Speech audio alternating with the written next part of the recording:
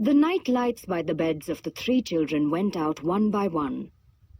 There was another light in the room now, 1,000 times brighter than the night lights, going in and out of all the drawers in the nursery, looking for Peter's shadow, rummaging the wardrobe and turning every pocket inside out. It was not really a light. It made this light by flashing about so quickly. But when it came to rest for a second, you saw it was a fairy. No longer than your hand, but still growing. It was a girl called Tinker Bell, dressed in a leaf gown. A moment after the fairy's entrance, the window was blown open by the breathing of the little stars, and Peter dropped in. He had carried Tinker Bell part of the way, and his hand was still messy with the fairy dust. Tinker Bell, he called softly, after making sure that the children were asleep. Tink, where are you? She was in a jug for the moment, and liking it extremely. She had never been in a jug before. Oh, do come out of that jug and tell me, do you know where they put my shadow? The loveliest tinkle, as of golden bells, answered him.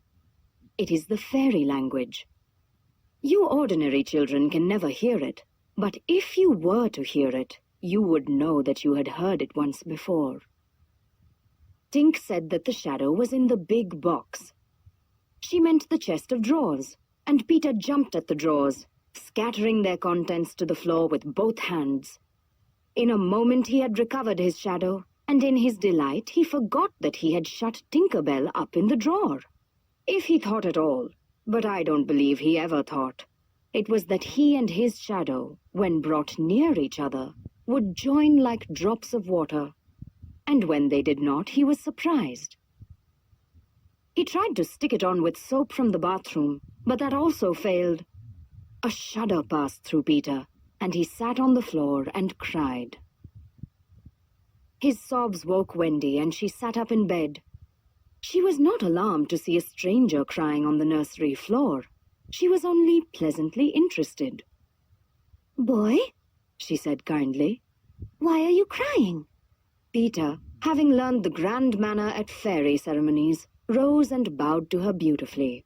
She was much pleased, and bowed beautifully to him from the bed. What's your name? He asked. "Wendy Moira Angela Darling," she replied. "What's your name?" Peter Pan. It did seem a comparatively short name. "Is that all?" Yes. He said rather sharply. He felt for the first time that it was a short name. "I'm so sorry," said Wendy Moira Angela. It doesn't matter. Peter replied. She asked where he lived. Second to the right, said Peter. And then straight on till morning. What a funny address. Peter had a sinking feeling. For the first time he felt that perhaps it was a funny address. No, it isn't, he said, when Wendy saw the shadow on the floor, looking so draggled, and she felt sorry for Peter. How awful, she said.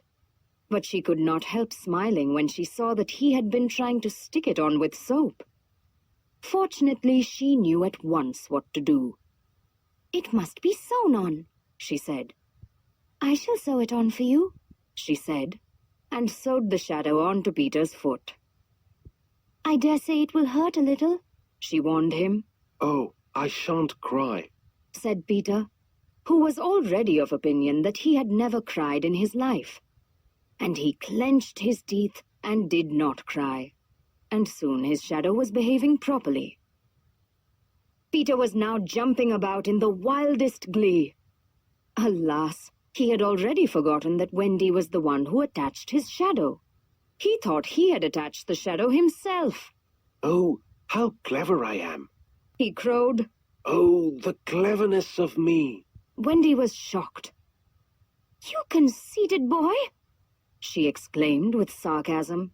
Of course, I did nothing. You did a little, Peter said carelessly, and continued to dance. A little? She exclaimed, and she sprang into bed and covered her face with the blankets.